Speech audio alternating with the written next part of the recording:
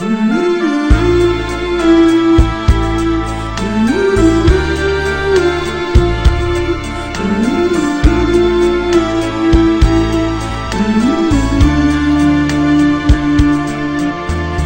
кажется порою, что солдаты слова их не прошедшие полей, не землю нашу полегли когда-то, а превратили в белые журавли. Они до сей поры свирепых дальних летят и подают нам голоса.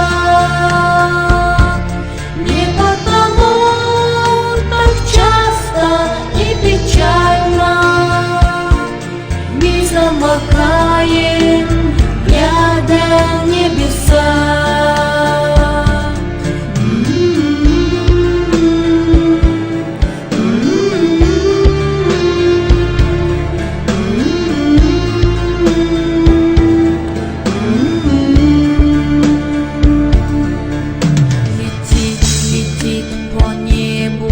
Клин устали,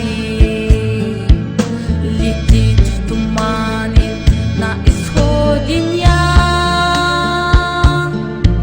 и в том строю есть промежуток маленький.